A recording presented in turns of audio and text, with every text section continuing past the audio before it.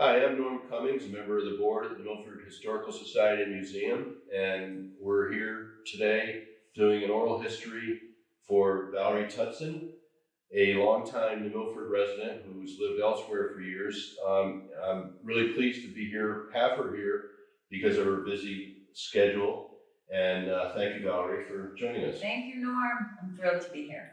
Thank you. Valerie is not quite a New Milford native, almost. She was 3 months old when her parents moved to New Milford in 1966 from Yonkers, New York. And she has a brother who was born about 16 months later, and named Don, who, if you look around on our site here or as part of this exhibit, also has done an oral history, so you can hear his thoughts on his Black experience in New Milford. Val is well known in New Milford and a lot of other places as a storyteller. And that's kind of an eye-opener. It sounds like something you do as an aside. Well, she's done it for a career and done it incredibly successfully.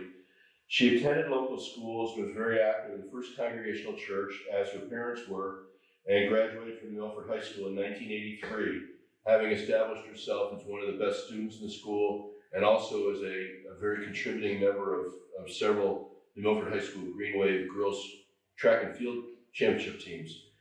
Along the way, while she was in school, she bussed tables at the Booth House, which is a historic building on just east of here. And she also worked, coincidentally, in the summer program for the Milford Youth Agency in its early years. And it's cool for us because the Youth Agency is actually filming these, so for Valerie and the Youth Agency, another reason to have a tie. After high school, she went to Brown University, which tells you as an Ivy, she was an outstanding student. She went there and in Providence, Rhode Island, and she got a degree in storytelling and communication art in 1987 and a master's in theater arts in 1990. A quarter of a century later, I'm skipping right past her career, long after establishing her prominence as a storyteller, both in this area nationally and in other places, much of it based on folklore, things like that in Africa. She was accorded an honorary doctorate of arts by Rhode Island College. Although Valerie never moved back full-time to New Milford, I know personally she has a couple of her dearest friends, maybe her dearest friends, have also maintained long-time ties to New Milford. And so this is still very much a part of her life. And she's come back here fairly frequently for those of you who have been fortunate to witness to enjoy one of her storytelling gigs. At age 55, this is news. She recently turned the page to a new chapter in her life. She's fostering a little girl named Joya, and she's now working through the adoptive process. And I would just say Joya is a very fortunate young girl, and wish you the best of luck with that. Thank you. I'm going to ask a question I hadn't prompted you on this to start out with. How is it being a mom? It's an initiation. It is awesome. It is hard. It is all those things. You know, I feel like I've entered into a club. In fact, I was talking with some women the other day and they said, welcome to the club. And it was the first time that I actually got that. You know, I'm not a big club person. Yeah. I've never been a really big club person. You know, I'm old as a mom, but it's absolutely the right time for me. As a mom. As a mom, exactly. Who you're talking Yeah. But it's the right time for me, so I feel really grateful for this experience. We're really happy for you and for Joy. What awareness when you were young, in your age when you first started school up through adolescence, what awareness did you have of being a Black as being different from the norm in New Milford? As a younger kid, a lot of times I didn't really think about it, but it would come to me at different points in times. Like I have one of my earliest memories is of a kid being with my mom who was white, and this kid saying, "That can't be your mom." And I'm like, "Of course it's my mother." "Yeah, but she's white." and you're Black. Are you Black all over? So I have a couple of those really distinct experiences of that reminder of my being really different. Most of the time as a kid, I walked around just as my own sense of myself in the world. But I certainly have a significant numbers of experiences where those things were slammed in my face of a reality that I was different. Well, that's I was going to ask you. You've already segued into that about having a Black father and a white mother. How were positives, negatives of that? You almost certainly. And I knew your parents well. They're both wonderful people. You probably had advantages at home, having the perspectives that each one of them could bring to it, and as their partners, because they were clearly made an amazing step going in that direction when they decided to get together. How was it for you outside the home situation to be the child of a mixed marriage? Yeah, I think again, like, I just thought of them as my parents mostly. And so it would be the things that happened outside of home that then I would bring back to home, where I can remember, sitting down with mom and dad, after a particular experience that I had in a store with another white friend of mine. We had gone into a store in Danbury and this guy kicked me out of the store. I was like 13. Really? Oh yeah. And this was, this was a big deal, right? Because we were old enough to get dropped off and go shopping by ourselves. And one parent dropped us off and somebody else, we were going to get picked up later. And so Janine and I had gone into this store and we're looking around and this guy comes up to me and says, "I thought I told you to get out of here." And I said, "Me?" And he said, "Yeah, I told you to get out of here and never come back." And I'm like, okay, and so I'm moving to the door and out of the door, and Janine comes out later and follows me. I'm standing on the sidewalk and I say, "That guy just kicked me out of the store." So we go and we have a bagel and it's still bothering me. So we went back in and I said, "Why did you kick me out of the store?" And he said, "Well, because you were shoplifting." I said, "I've never been in this store before," which was true. And he started stuttering. "Do you have a sister?" And I said, "No." He said, "Well, do you have any cousins?" And I said, "No." And he said, "Well, there was a kid in here who looked just like you, who I caught shoplifting, and that's why I kicked you out." And I was like, "Oh, okay." And I remember, kind of rolling that around in my head and in my spirit, as we kind of kept shopping.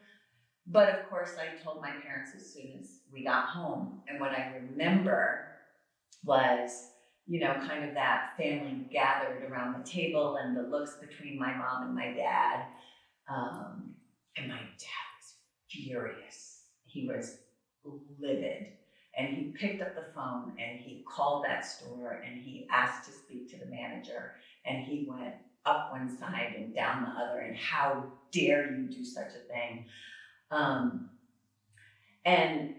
And so it was kind of like that collision of, what was happening on the outside and how it impacted us. And I remember feeling really grateful that my dad, picked up the phone, but also a part of me going, "Oh, this is what you're supposed to do when there's an injustice like that." It didn't just stay here in other in words, the family. Stick up for yourself more than you had. Stick up for yourself more than you had, and stick up for other people. I think maybe in a sense that was one of the lessons that I got from our parents, that maybe because of the way they lived and because of their being was kind of sticking up for us as a family. I remember that was the thing that I would do. I would stick up for kids who were being picked on all the time. It didn't matter. And it started kind of younger, when I was afraid of looking different. This is interesting. I hadn't really thought about this. But as a younger kid on our first block, my brother and I were the only two kids of color. That's not entirely true. Our godparents lived there and they had kids, but they weren't around. They were a lot older. So we played with most of the kids in the neighborhood, but there was one family behind that didn't allow their children to play with us, any of the kids, because they played with us. And so that started a little consciousness around what was happening outside and how we were different. But when I was really little, around 5 and 6 years old, there was a kid who rode a gigantic tricycle because he couldn't walk well. And I remember being terrified of him because he looked so different. And I remember being afraid of my friend when she got stung by a bee because her face swelled up and it looked so different. And I can remember my mom, just really spending time to talk with me about people being different, and once that was instilled in me, then I would often be the one who stood up for anybody who was being bullied or who was made fun of because they were different.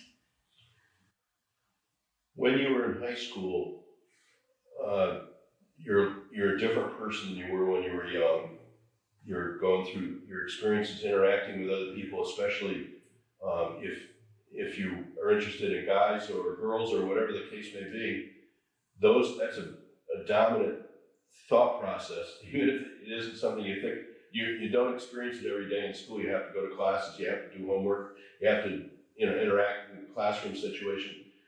You're on sports teams and you're a good athlete, but you still had to deal with your extracurricular, meaning not curricular school things so much as your social aspect.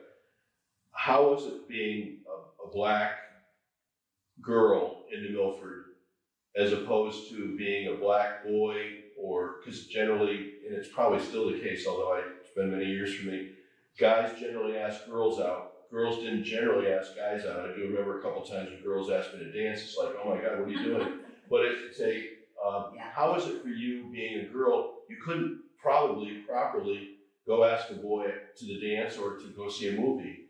And you also had the issue of racial differences with most of your friends.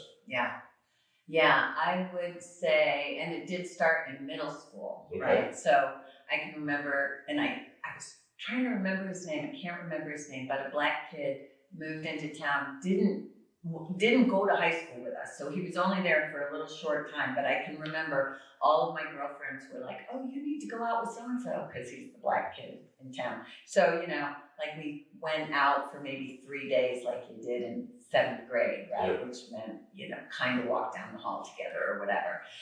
So it certainly became an issue in high school, which I think I also just mostly pushed to the side because well, actually, there was another situation when I was in 9th grade where, everybody decided I should go out with this one particular black kid in town. And, we went out for like 2 weeks, never went anywhere, didn't know each other. And I could remember getting a note from one of the girls coming around and saying, well, he said you're gonna have to know how to French kiss or you're gonna, break up. So just those things that you would do and practice and all these places and spaces just didn't really happen and it made me very uncomfortable. And then I got asked out by an older white guy, which made me very uncomfortable. I didn't know him. I didn't know why he wanted to go out with me. So most of the time in high school, I was Val the friend. All of my girlfriends were dating. They were all coupled up. I was not. I was the fun one. I was friends with everybody and their boyfriends. But my senior year in high school, was it my senior year? It must have been my junior year. Because I think he was a senior. He had moved into town, white kid. And I liked him. I liked him a lot. And I knew he liked me and we had lockers near each other and he was really, really shy. So I actually was gonna ask him to the prom, but he could tell I was going to ask him to the prom, so he beat me to it, which, I think was fine, right? Because girls are not supposed to ask guys out. And we dated actually for quite a while, and we're still very good friends, which was really nice. So the issue wasn't, it was almost more for you, the reality of boy-girl teen issues more than a racial issue. Well, I think for sure the race stuff was underlying it, which I will say I didn't know about till later. I hung out with, this buddy in my neighborhood forever, and we were inseparable. And we were just friends, but we would jokingly say, if we weren't married by 25, we were going to get married to each other. And when he started looking at colleges, he wanted me to go with him, to go and visit UConn. We were just going to go for the day. And his mother said, absolutely not. And when he pushed her for that, she told him that she did not want people that he met to think that I was his girlfriend. And he was horrified by that, because we really didn't have this notion that, we'd grown up together, and now we were neighbors and best buds. We did, there were 3 of us who were inseparable, and he could not believe that that was his mom's take on it. And she said, no, you cannot take her there because people will think this. So I think on a certain level, I had some naivete about it, and or some, I just wasn't gonna necessarily go there, but my dad really wanted me to go to Howard. And he did at some... Which is a black school, historically black college. My dad went there. It's like the Harvard for the black college. Yeah, outstanding school. Great school. And I was like, Dad, why do you want me to go there? That's I live in White in Milford. Now you want me to go to a black college. That's the reverse experience. That doesn't make any sense either. And I remember him saying, I just want you to be in a place where there will be plenty of people who look like you, where you'll be able to date, where you'll be able to find somebody. And even then, I think I didn't fully understand that, but certainly now I really understand what he was talking about. And that piece of concern for me, and probably my brother too, in terms of how are we really gonna find someone, because it's not just an interracial thing about being in New Milford, but it's a small town here, no matter what. It's a very small town, so pickings are slim. Mm-hmm. So how different, you already kind of mentioned it, sort of offshoots of it, how different from your years as a young person and as a teen have been different from what you perceived to have been your brothers. And I know you were enough older that, you weren't here when he was in his best years as a high school student. He was, man on campus, big man on campus, all that kind of thing.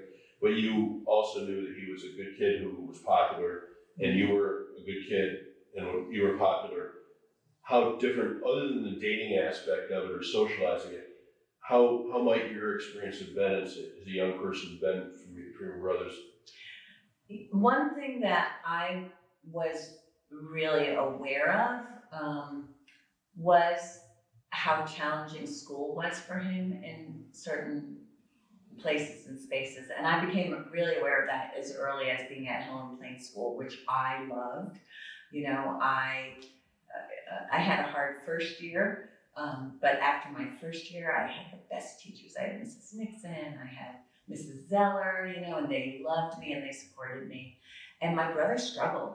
And I can remember when I was in 3rd grade, I was nearby and my brother had this other teacher and he was constantly yelled at. I just have this real memory of that. And,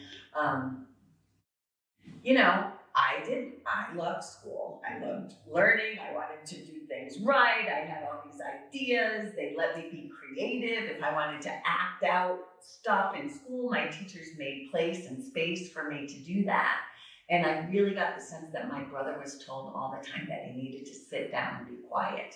Now I've learned as a, grown or upper person now that that's often the case for boys, that they're much more physical and that the experience of traditional education, really isn't good for active kids. But I've also learned, of course, that for Black boys in school to get those kinds of labels as the one who, can't be still or then has to be the one who's constantly moving, and I just sort of did my thing all the way through school. Yeah. So I was really glad to know once I was gone. I mean, here's the thing, Norm. I never really have a life that I remember without my brother being around. I was a little jealous that he got to have, 2 years in high school without me. Like, I didn't have that. I was just the baby, and then I always had a little brother. But I adored him and hated him. He's the one who experienced my wrath first and foremost, and probably the worst ever. But it was fun, and his friends were really different. I would try to get him to do things that I was interested in, and he's still not that guy. Which is fine. Yeah, the apples fall from the tree, but they don't necessarily fall the same. Yeah. Or whatever. Yeah, and we love each other, and we respect each other, and we sometimes just marvel that we came from the same. Did you two talk about? I know it's got to be difficult especially if you were a sister, you probably almost certainly have talked about issues. But did you two ever talk? Did he confide in you, or you confide in him? As a 14-year-old to a 15 or 16-year-old, to 16 to an 18-year-old, about issues related to race at all? I don't think so then. I would say that for myself, I really started thinking about it my senior year in high school, when I was taking a course with Mr. Rogers, Lance Rogers, and we had to give a speech, and I decided to do a presentation on thoughts and feelings of being Black. And I can remember thinking about this and also being terrified to do this. I don't know that I talked about this with my brother at that time, but I certainly talked a bit about it with my parents because my mom went to the Danbury Library every week. And so I needed to go to the Danbury Library because, where was I going to get stuff? And I remember, getting Ralph Ellison's book, Invisible Man, and getting some Langston Hughes poetry and, kind of trying to put these things together. And asking my dad if I could borrow his dashiki and his peace sign that he wore, in the 70s. And letting my hair out and, going to New Milford High School and standing up in front of all these people who had known me my whole life since Peter Rabbit Nursery School, because we've been here forever. And standing up there being nervous that I was actually saying, look at me as different. You spend your whole life trying to fit in, even, and especially if you don't on a certain level. But here I was saying, starting with Ellison, I am an invisible man, not because I am invisible, but because people refuse to see me, and then just kind of moving into all of these other words of Black folk. And I remember finishing with my own words, saying something about, you've known me my whole life, and I've always been Valerie Tutson, but I am also a Black person. And I'm I probably didn't use biracial because we didn't really use biracial at that time. But, this is some of the experience of Black people. And I remember sitting down in my classroom and feeling all shaky cocky and totally exposed. And there were many people in the class who never said anything about that. And then there were others who were able to talk about it with me. And because they were, we have continued to be able to have conversations around race and the issues of race, since we graduated from high school. So point of that is to say that I used that experience as a basis for my essay to get into college. And I chose Brown University. And Brown had at that time a program that they called Third World Transition Program. I don't know what they call it now. But that was for Black, Asian, kids of color to come in early before the regular freshman orientation and to get to know one another and to do some cultural things. And I was really excited and nervous to go because I'd never had that kind of thing here in New Milford. And I wanted that. It's actually one of the reasons that I chose Brown was that even though it was small and predominantly white, they had a very active Black community and a very active third world. Now it's called the Brown Students of Color Association or something, but it used to be called the Third World Center. And I wanted to just dive deep into that. And my brother was still in high school, so I would come back and I'd be like, hey, trying to share with him all this stuff. And he was not really that interested, is my recollection at that time. Which he may or may not have just shared with you what his thoughts were. He kept them to himself enough that he thought that? My brother keeps a lot of things to himself. He's a very deep thinker and one of the smartest people that I know and one of the most caring, considerate people. He will do anything for anybody. And he keeps a lot of stuff really close to his chest, unlike me. Well, put it out there. Well, you're letting it out today, which we appreciate. I think it's interesting to me because as well as I knew you when you were in high school, I knew you went to Brown. It's always a big deal when a kid from New Milford goes to an Ivy, but I had no idea what your major was or whatever until a few years later I heard that you were telling stories for a living. Yeah. Okay, this is cool. How did that happen? But it basically goes back to that experience in my senior year in high school. Exactly goes to that experience. So credit to Lance Rogers for doing that, and I'm a little personal. Lance Rogers is a very close friend of my brother and I, Nice. And he's always been acknowledged to be one of the best teachers New Milford ever had. So, and I don't know how much, have you kept in touch with him at all? I have not. Okay. So please. Well, I'll try to hook you up because I still see he and his wife around town occasionally. But they are, the transition now makes sense to me, how you developed what you did. And the next time I saw you, you were dressed in African folk garb and telling stories about, as you do. Yes. And it all came from the awareness you suddenly found almost, not suddenly, but more later than a lot of Black teens might have. I don't, if I think it wasn't sudden, but it maybe was sudden to say publicly in the school space, right? Because back to the Danbury Library, my mom went, like I said, once a week, and my mother, our good, white, waspy New England Nan Tutson, who was so brave and bold in so many ways. She would bring the books back. So she brought, I remember reading them dog-eared, Mary McLeod Bethune, Frederick Douglass Fights for Freedom, Harriet Tubman, conductor of the Underground Railroad. So I had these paperback books as a little kid that we were looking at. We read them when Uncle Winnie, Wendell McNeil, did the documentary Forever Free of the Underground Railroad homes in New Milford. So no, we didn't have that in the school. That was kind of the beginning thing, but I got to play Harriet Tubman as a young girl. So he introduced me, and my mom introduced me to Black history and what Black people were doing. I wanted to be an educator because I read about Mary McLeod Bethune and that she started Bethune-Cookman College. I was like, well, she's an awesome teacher. My Aunt Betty McNeil, a teacher. My dad working in the schools.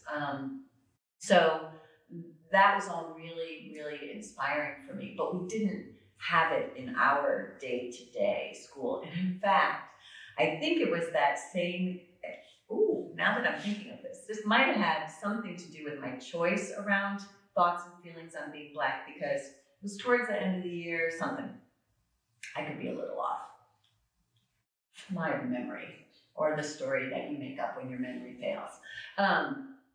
We were supposed to read a book about Black poetry, and we never got to it. So that was the one thing. I remember seeing it on the curriculum, and we never got to it.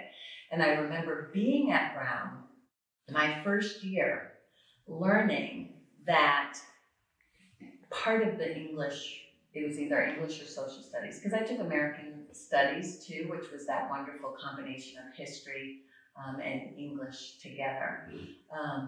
And they were going to read the autobiography of Frederick Douglass. And I remember that it was in the newspaper. There was an uproar from was it a mayor at that point? Saying, why are the students reading this? This is not literature. And I remember hearing that and reading that up at Brown and typing a letter to the mayor, who was Rogg at the time. And the only paper that I had was a pink piece of paper. And it was it was an old fashioned, I had an electric typewriter. That was a big deal to go off to college and get an electric typewriter. But I remember writing a letter, having heard that, to say, how can you say this isn't literature? As somebody who grew up in this town, I never had access to this. We are reading this in college campuses. How are you going to say that the students at New Milford High School should not be reading this? Well, you answered one of the questions I was going to ask about how much did you get from your schools, but I think the fact that you had role models and inspirations such as Lance Rogers and Wendell McNeil, who, for those of you who are viewing, very well-known name in the area. He was a counselor, but he was very prominent in development and active in theater in Milford for many years. And as a director and also as an actor, and so I'm not surprised his influence might. He's my godfather. Exactly. So it might very well have been. It was a very important step, knowing these people, having them influence you in the direction you went in life. How did growing up in New Milford? You've kind of talked about this, but how did growing up in New Milford shape your view as opposed to if you had lived in a community like Danbury or Norwalk or New York City? Have you ever thought about how different it would have been for you if you had grown up if your parents had moved from Yonkers to one of those places? Yes, I have. I live in Providence now, Rhode Island. Growing up in New Milford in a small town, really, and with the support that I had, despite all things, and maybe being well known, because everybody knew the Tutsons, right? But it gave me a sense of belonging in a way that maybe you don't necessarily have to have in a larger city, right? There wasn't a lot of opportunity to be under the radar or not visible. So it taught me how important it is to be a part of the community, and that you have a voice and you have a responsibility, and that you can do things. My parents did lots of stuff here. Dad on the school board. I heard you talking about, and I didn't know that he was the first Black person on the school board. My experience of him running for the board of that, oh Lord, that was a lot when we were kids. But my dad had such a passion for kids and education and opportunity. And my mom, and he also coached Little League, which you may or may not know. My dad did, which was an interesting thing. I'm not surprised. Well, and my dad's approach to Little League was everybody gets to play.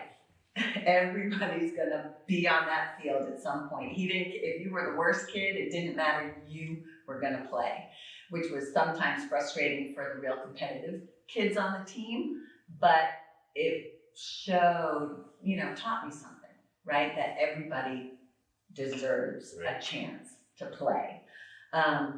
So when I moved to Providence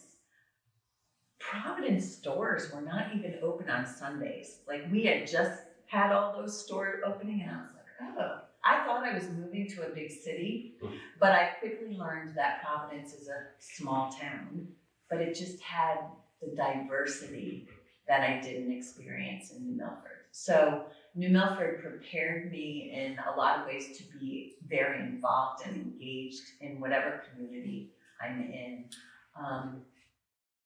And to get to know people. When I think about what's happening politically in these times, I've been reminded of being at the First Congregational Church in New Milford. I don't know when I realized how conservative New Milford is.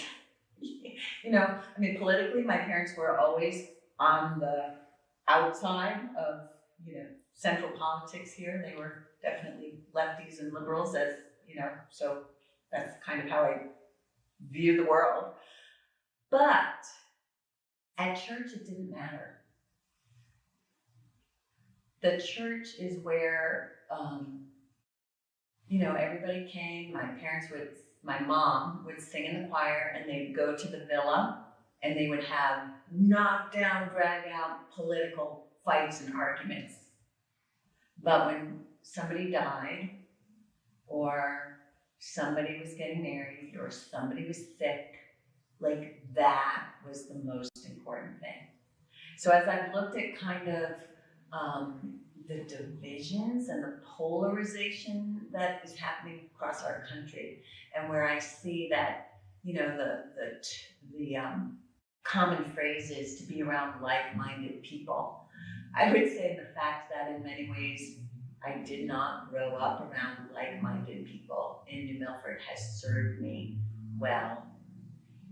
I can go anywhere in the world and be okay with whomever I meet. I think my dad also really taught and modeled that. And you're more aware, certainly because of all that, you're more aware that the goal to be around like-minded people is kind of the opposite of the way, it doesn't foster good feelings in our society. Not at all. As our society becomes more and more separated in different ways. That's right. The more people hang around with like-minded people, the more problems we're going to have. That's it. We need to be in dialogue with people who think different, whose experience is different. One thing I did want to say, I don't know where this fits on your paper, Norm. I try to be flexible, so go for it. Because I was thinking about this when you were saying if I had grown up in Danbury, or if I'd grown up in Norwalk, or a city. I am such a country girl. I love to be in the woods. I love to be near the lake. I love to, stare at the stars at night. And I'm so grateful for that experience. And I feel like if I lived in a city, I wouldn't have that appreciation for the beauty of that we have here in Milford. Oh my God, I'm just so happy to come driving along the roads and see the trees and go to the lake. Like, it just helps me to breathe better. And Kenwood Lake Road, where we grew up, we lived 2 doors down from Uncle Winnie, the McNeils. And the weekends, that's where the Black people came. So even though there wasn't a whole lot of community necessarily here as a Black cultural community here in New Milford. I mean, Black people lived, kind of here and there. But the party was at the McNeils. So, and those were the folks that brought, my parents here and a bunch of other people that all came to this area intentionally in the 1960s. Which are a huge archive of wonderful memories for you. So Yeah. that's great. Let me ask you now, when you were in school in 7th grade, you mentioned you didn't get a whole lot of education about Black America, anything back other than maybe the traditional teachings about slavery and touching on Christmas Mother Adams, Earth. the American Revolution. Right. And beyond that, what was your awareness of, and how much of an impact was it on you? The fact you came along, I mean, you were born right in the middle of the heart of what most people think of as the civil rights movement. I mean, the civil rights movement started long before that, and it's been going on ever since, and it's still, right there, as it should be until we get better. And I don't know when that's going to happen. Is your knowledge of people like Martin Luther King Jr. and Medgar Evers, who were not around when you were growing up, but they had been very prominent in different ways, in the way they approached and do things, and people like John Lewis, who had not yet become nationally prominent, but certainly had done an immense amount, and a lot of other Blacks who were working towards a better world. How much awareness did you have of any of them through either your family at home or your own? You mentioned your mom got you a lot of great books. You had an awareness of who Frederick Douglass was, which unfortunately our more recent president had no clue. How much of that awareness did you have? I feel like middle school is definitely a bit of a turning point. I don't know. I have a distinct memory of being downstairs in our basement, and we had, the World Book Encyclopedias there, and the World Book of Knowledge.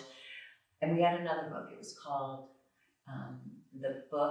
it was the Negro Encyclopedia. And I can remember, or the Encyclopedia of Negro History. It's black, it has gold letters. I think it's in my garage now. But I can remember pulling it off of the shelf and opening it up in middle school, and a yellow newspaper clipping came out of it. And it was the entire speech from the March on Washington. And it was, a now faded picture of Dr. King looking out over the mall, and I can remember, reading that, not understanding all of it, and seeing the image of those pictures and saying to my mom, "Did you go?" Because the year was 63, and they had gotten married in 63. Did you go? Were you there? Like, this was amazing. And my mom, no, we didn't go.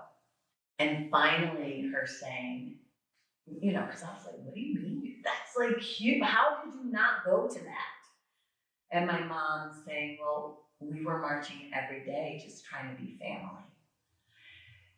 And I hold on to that. I did, it opened up a little something for me that I still didn't fully understand, but I would listen more carefully.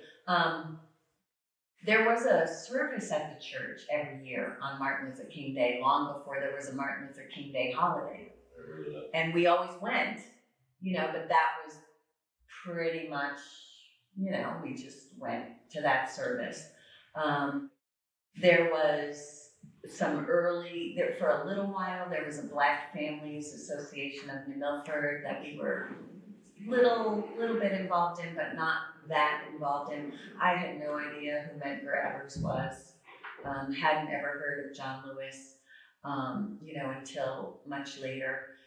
But I would hear my family talk around the table about the things that they were doing or had done. Now, my mother did not toot her horn at all, but my godmother was the one who told me that my mother had been involved in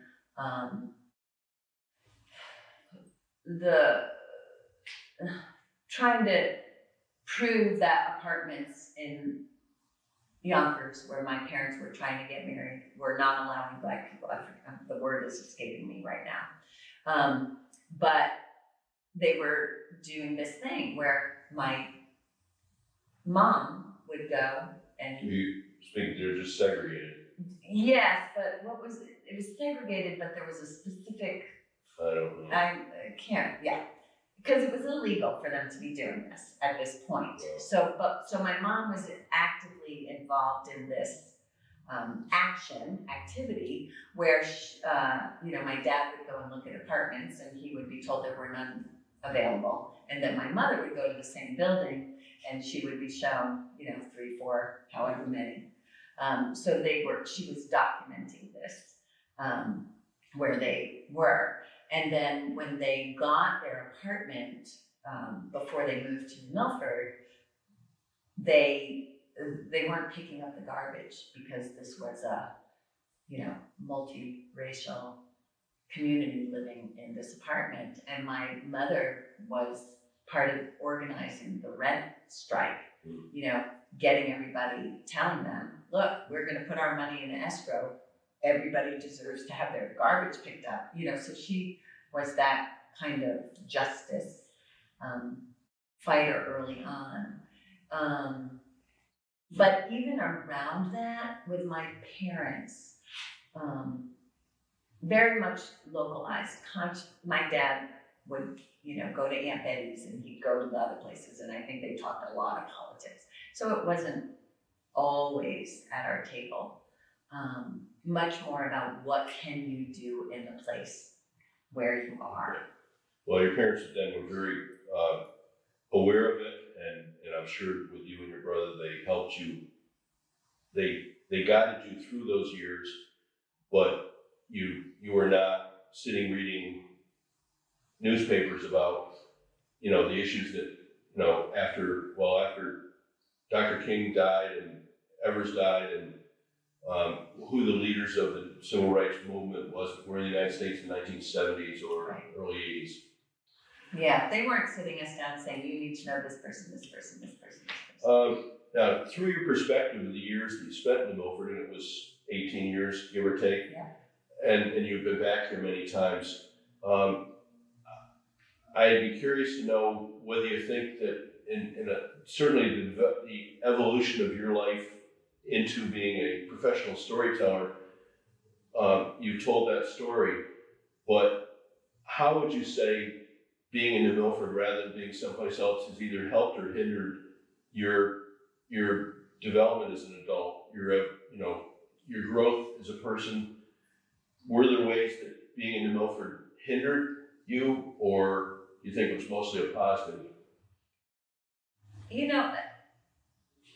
It's what I know. So for me, a lot of it is positive, because I did feel really supported to become myself here. If I were going to say what I wish I had more of, kind of growing up, it's that balance, right?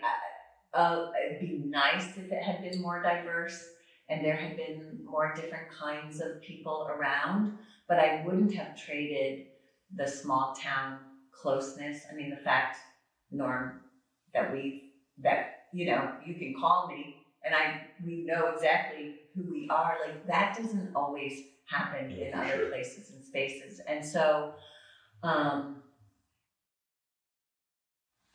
don't really feel sad. I feel actually really grateful, and I go places out in the world and I say I come from New Milford, Connecticut. Anybody ever heard of that? And then I'll say there were 18 kids of color in the whole school system when I was growing up, so that was not a whole lot.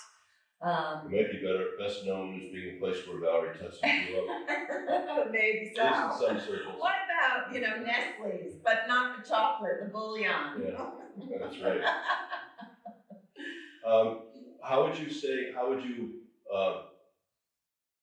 frame your advice to a young couple if they have a couple little kids and they live elsewhere, moving to New Milford? Would that be something that you would, and I know you don't live here now and you haven't lived here quite a few years, but assuming New Milford is sort of the same kind of place for a young black couple with a couple kids, would you advise them that New Milford is a good place to move to or not?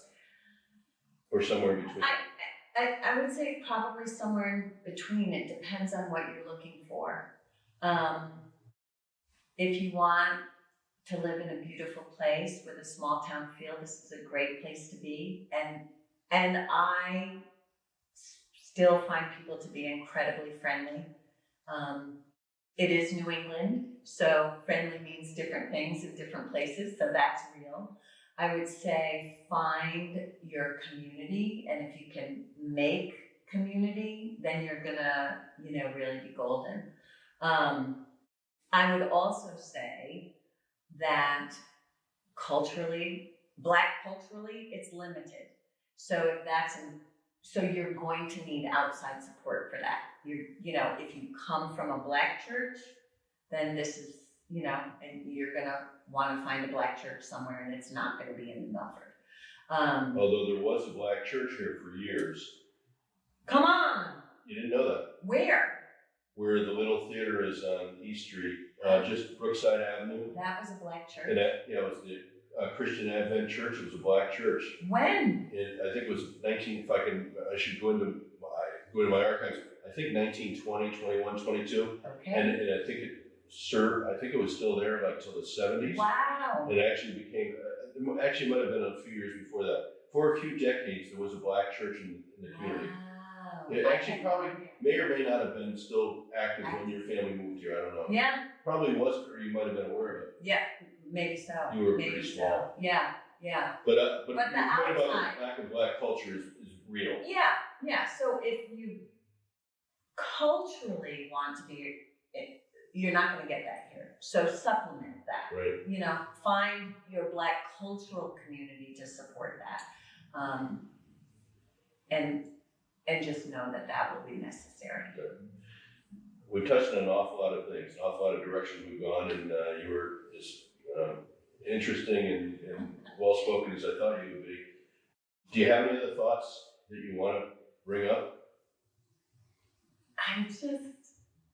If not, that's fine. No, what I'm thinking about is just how wonderful it is that this is happening, that the New Milford Historical Society is doing this.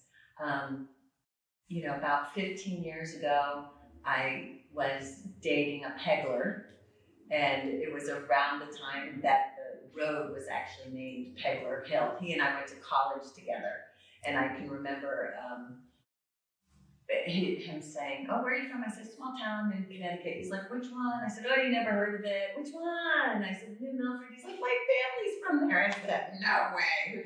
Anyway, but when he and I reconnected at our reunion and we started dating for a little while, we were talking about how, he still had his dad and two brothers were still alive at that time. And we started thinking, gosh, wouldn't it be awesome to begin to get the stories of Black folks who lived in New Milford and what their experience was. So I'm just so glad that you're beginning this. Well, we're really glad that you're part of this, and that your brother is also. And I should mention that one of the other oral histories, people when they see this online or at the museum, that Rich Pegler will be he is one of our oral histories, and he is fascinating, a career educator whose uncle was actually a longtime teacher in the Milford, and the Pegler family is probably the most prominent named Black family in the history of the town, or at least certainly in this past century. So it's kind of cool that you have a tie with the Peglers. And my dad had a tie with Richie. Oh, Richard. That's all right. Richie, he's Rich. He still wants to be called Rich or Richie. So, but thank you very much, Valerie. It's a joy for me to be able to see you. And actually, I'll mention right here, good luck. I'll wait for good news about Joya, and when she's officially, legally your daughter. Great. I'm thrilled for both of you, and always we wish you the best and everything. Thank you very much. Thank you, Norm. So good. So good.